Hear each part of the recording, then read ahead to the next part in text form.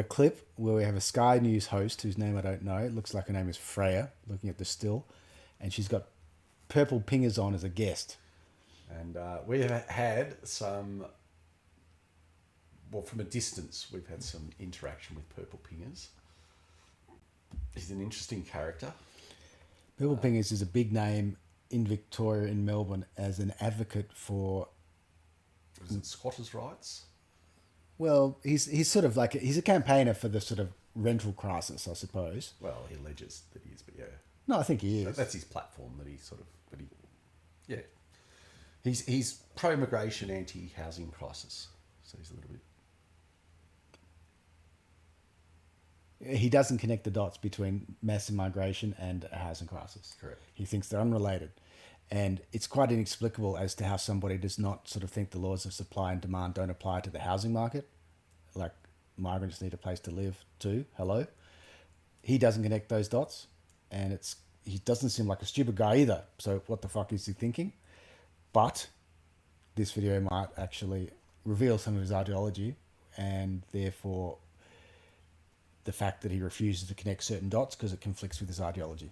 And I guess one other thing we should say, that his solution to the housing crisis is that people, apparently there are many of them that have empty houses. Yeah. Just need to rent those houses out to people that are looking for accommodation, and that would solve everything. Yeah, that's his theory of the world, that there's lots of empty houses. That's his solution. It's all about just open up the empty houses and rental, and then we'll just keep powering on with our migration policy. It'll all work out.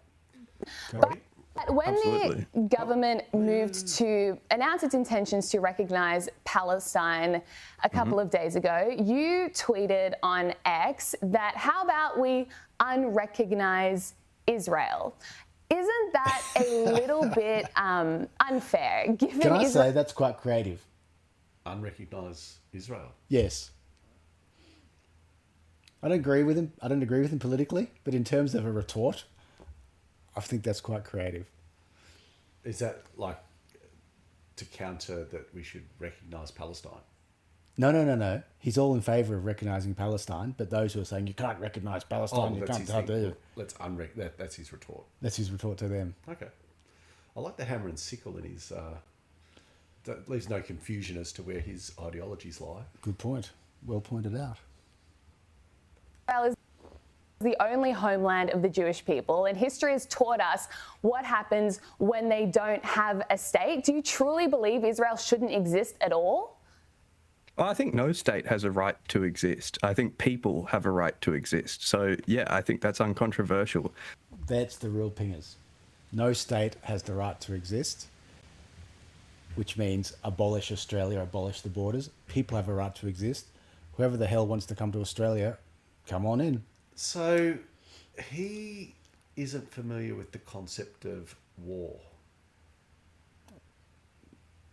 Go on. Well, generally, boundaries in countries exist. People are separated. They fight over territory, don't they? Okay. So does he think that if there's no boundaries, no countries, that everyone's just going to hold hands? And he doesn't think that maybe someone that lives in one country might decide, well, there's no barrier here to me going to a nicer country, and the people that are in the nicer country might object to that, and they might actually have a fight over it. Well, what he's suggesting is there's no such thing as a country, therefore there's no such thing as a less nice country and a more nice country. Let's take country out of it. Let's just say Switzerland's a lot nicer than Central Australia, for example. You mean the landmass formerly known as Switzerland? Oh, sorry, the area, that we know as Switzerland, the geographical area. Yeah. But he's sort of suggesting that one group of people might not move to another more desirable part of Earth. Well, he's saying good luck to them. And he's saying that the people there wouldn't actually object to that. Well, he's suggesting they've got no right to object to that, yes. But who's going to police this strange borderless world in Purplepingers' mind? He has an ideology, which, like a lot of ideologies, are sort of basically theories that don't quite comport to reality when they're put into practice. they come up against reality and seem to sort of, reality tends to prevail over the ideological theory being implemented. It's incredibly simplistic. Nations don't have a right to exist. People have a right. All right, well, let's see what he's got to back it up. Surely, can't just say that and not have any. But can I just say, when you said he's got no concept of war, I think he has a very strong concept of war.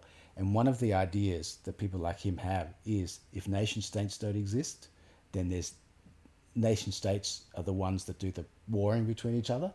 Therefore, abolish nation states, you abolish war. Okay, so just to take this example, we're talking about Israel. We take the borders away from Israel, and the people of Palestine, their motto is from the river to the sea. Okay. So, okay, you've taken away the borders. Everyone's got a right to exist. People have got a right to exist. Okay. But when the people of Palestine decide that the Israelis don't have a right to exist in that particular area, how does that play out? How does it play out? Well, I'd say it would play out with a war. Yeah, I think Just like an open, probably it'd play out badly for the Palestinians, I'd imagine. But well, he sees a state as an organization of people within an area, right?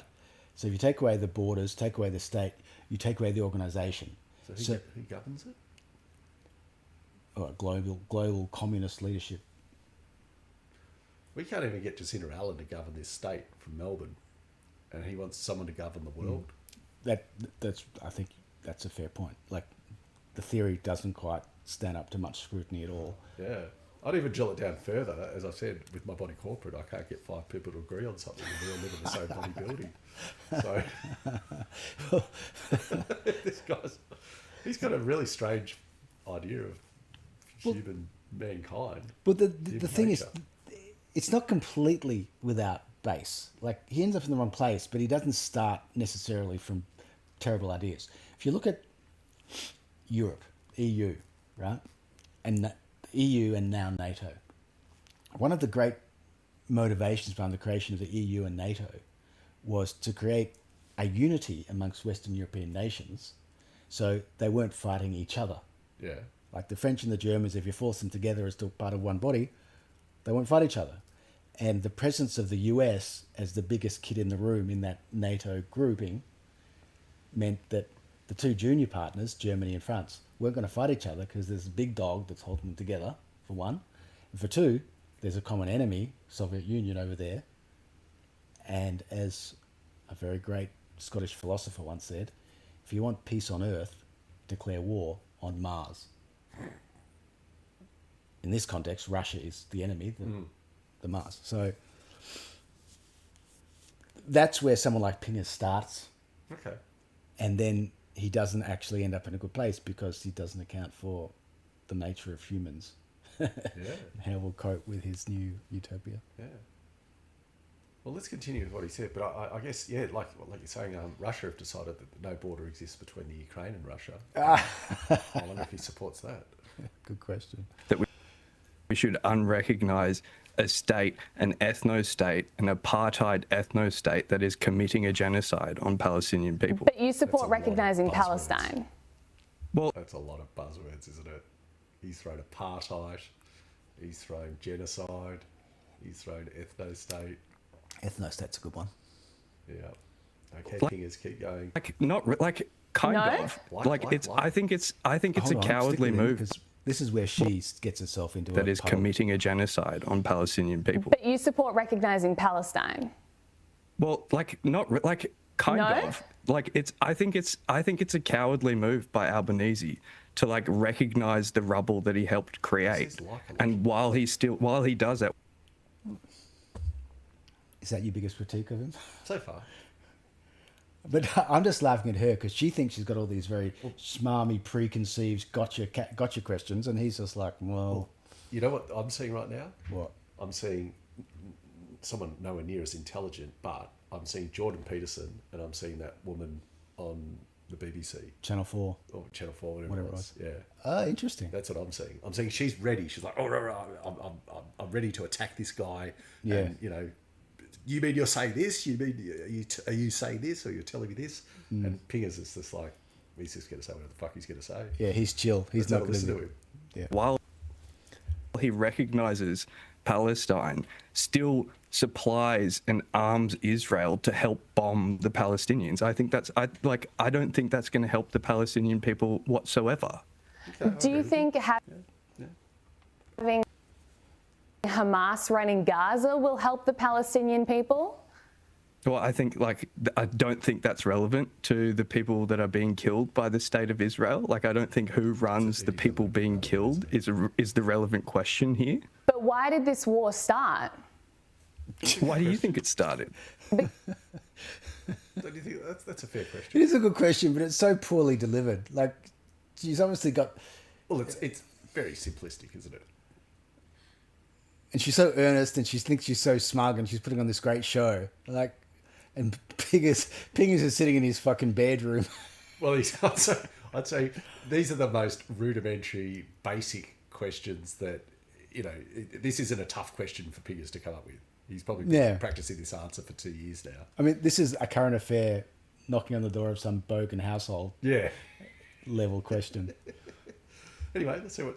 Because on October 7, thousands of Hamas Do you think it terrorists started on October and 7? Do you think the genocide of raided Palestinians started on Israel, October 7? broke into the country through multiple places by air, by land, by sea, massacred hundreds of young people at a music festival, took I think it was actually the IDF 250... that massacred them under the Hannibal Directive. But this started in That is 1948. so do you deny the atrocities of October 7? 1948. It That's not was a false flag operation, according to Pingers. No.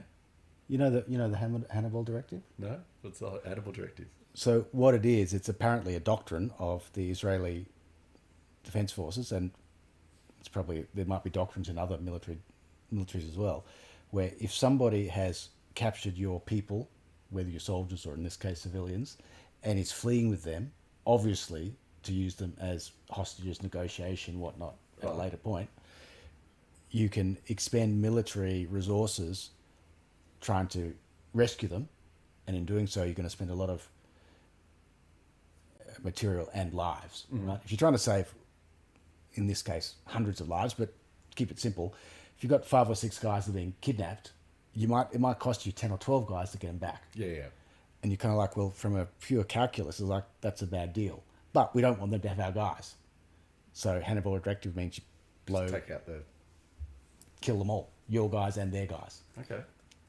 And that's a better outcome in a very sort of base, horrible horrors of war type way. Would it be fair to say that in a military sense, when you talk about like male soldiers, then you could probably justify that, but when you throw women and kids in there, I think it's probably a bit of a stretch, isn't it? Well, it could be, but you can, if you sort of philosophize about it and sort of say, all right, if they get those people and put them into their tunnels in Gaza and keep them there for the next 2 years, and I'm not sure how, if they've been treated poorly or not, but if they're going to beat and rape and cut off their fingers, They're and better off dead, basically, you'd rather be dead. and give them a quick death. Yeah, and In the eyes, merciful death. well, a bomb from above, boom. There was no bomb though, was it? No, but I'm talking about the Hannibal Directive when Yeah. when the Hamas guys were fleeing Israel back to Palestine and taking their hostages with them. But Pingers is suggesting that they were taken out by the Israelis. Well, that's what, Well, that's isn't what he's saying. Isn't he implying that they were all killed by the Israelis though? Isn't that not like half a dozen of them?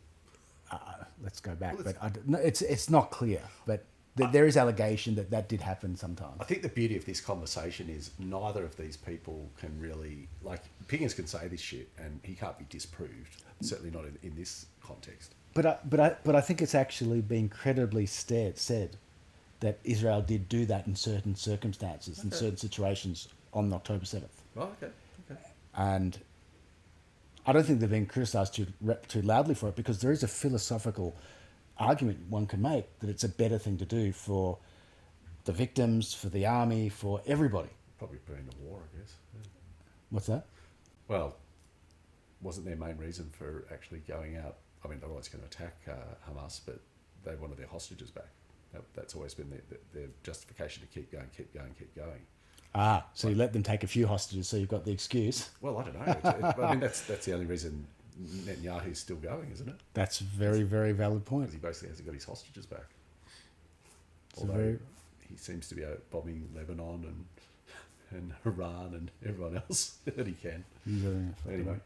Festival took I think it was actually the IDF 250. that massacred them under the Hannibal Directive. But this started in That is 1948. so do you deny genocide the atrocities of Palestinians started October in 7? 1948. That's not up for debate. So you just said you actually think Hamas didn't kill civilians, it was the IDF? Is that what you're claiming? Game, isn't she? The IDF killed a significantly higher proportion. Because that's what that woman said to Jordan Peterson. So what you're saying is, and Jordan Peterson was like, hang on, no, I never said that. No. And what I like most about this little moment between the two is that she's trying really hard. Maybe she's a junior journalist or whatnot, and she's finding her feet in her career. But Pingers is just a feral sort of grown-up Antifa soy boy from Brunswick. He's so Mr. Cool. Like, I love his style. Well, I guess he doesn't need to get into an argument, does he? So she's called Freya Fires Up. Okay. So maybe that's her thing, She's she prides herself on firing up. Yeah. And Pingers, to be fair, is probably stoned. So Okay. Portion of Israeli civilians than Hamas did on October 7. That's incontroversial. That is so false. Let me ask you this. Do you consider Hamas... That is so false. I feel like she's a 16-year-old schoolgirl saying that. So what did he say that she said it's so false? I kind of missed it. I think Pingers was suggesting that a lot of the deaths were caused by this Hannibal Directive. Yeah. And I think you made this point before that, okay, maybe some happened, but not 1,200. Yeah. So Okay. Pingers is way overdoing it. Obviously. terrorist organization? I think that's not relevant. How is that not relevant? That is the fundamental point. As long as you have a terrorist organization controlling Gaza, they will wage endless wars against Israel, massacring civilians. They have said they will commit October 7 as many times as is required to annihilate the state of Israel and, by extension, the Jewish people. If you can't see that that is the definition of terrorism and the biggest barrier in the path to peace in the Middle East, then I don't know what planet you're living on. All right. Let me ask you a question. Are you familiar with Nelson Mandela? Of course. Okay. Well, I'm going to use his words to kind of answer your question here. But Nelson Mandela said, and this is true, that if you have a problem with the means that the oppressed use to resist their oppressor, they're determined by the oppressor. So if you have a problem with the means used to resist the oppressor, then you should condemn and you should criticize the oppressor for getting rid of all means of resistance except violence. That's the only means that the Palestinians have to resist their genocidal oppressors. Nelson Mandela was a terrorist. Was he? Yeah. Well, by what definition? Well, the ANC were definitely a terrorist organisation. Well, hang on, what are you saying? You're talking about Nelson Mandela, you're talking about ANC? Like, I'm not sure your point. Well, he was the head of the ANC, wasn't he? Was he in jail for like 50 years? Yeah, for terrorism. Okay, all right, well, I accept that. But the old adage is one man's terrorist is the next man's freedom fighter. Yeah, that's true. Anyway, let's go back to this. Yeah. And if you have a problem with that, then your condemnation should lie with the oppressor. What I have a problem with is the murder of innocent civilians on October 7th. I have a problem with that too. And you know who's doing that? They're Israel. Jewish. Israel is acting in self-defense, Israel is the one who's sending the Apache incredible helicopters measures to kill all those people. to protect civilians. If you don't say, What's he saying now? Well, now he is calling a false flag. So he's basically saying your Hannibal Directive, that made sense. But he's literally saying, well, Israel sent in the little gliders, with the... That's what he just said. What did he? Did I mishear him? No. She's saying October 7th, innocent women and children were murdered. Yeah. True statement. He's saying, well, since October 7, innocent women and children murdered in Palestine. I thought he just said something about that they flew the helicopters over into and killed the Israelis. No. Let's listen again. All right, let's... Yeah, sorry. civilians on October 7th. I have a problem with that too. And you know who's doing because that? they're Israel. Jewish. Israel is acting in self-defense, Israel is the one who's sending the Apache incredible helicopters measures to kill all those people. To protect civilians. If you don't see October 7 as terrorism, then I don't even know what to say to you. And ultimately, this war could have been ended. All these civilian lives could have been saved if Hamas had laid down its weapons and given back the hostages and committed to building Gaza without Hamas radicalism. Has literally offered at least 4 times to return all of the hostages, and Israel has said no every single time. Oh, hang on, that is plainly false. This is Hamas is counterfactual. I don't know where you're getting this from. Look, thank you so much, Jordan. We're out of time now. Thank you for coming on this show. We really appreciate your time. Have a good evening. She just completely ambushed you. So, in conclusion, Hamas controlling Gaza is apparently irrelevant to whether or not there'll be peace, and it was actually the IDF that killed most of the people on October 7. Insane. But look, even though I thoroughly, vehemently disagree with everything Jordan just said, I appreciate that he was willing to come on, and that's what this is all about. Let's have the debate. Well, I think the interesting thing about that debate is when you've got 2 people that are opposite ends of the spectrum, no one's going to be completely right and no one's going to win. Like, how can anyone win that debate? Well, I thought her approach, like, I think Jordan's full of shit, but I think her approach was completely like our Channel 4 friend. Condescending and aggressive. Condescending and aggressive, and she's not that up to speed on the issues that she claims she knows so much about anyway. She seems like she's just prepped a little 1-page crib sheet before the shoot. If we looked up Wikipedia, the first 4 lines were pretty much all that she had. Yeah. You know, she didn't, there wasn't anything knowledgeable that she was stating. No. She said, okay, well, this is what happened and it's 100% wrong. As if we asked AI, they would say that it's a complex issue and quite nuanced. I think she's AI for sure. Okay. All right, I'm going to stop this one. That was fun. Thanks for listening, everybody.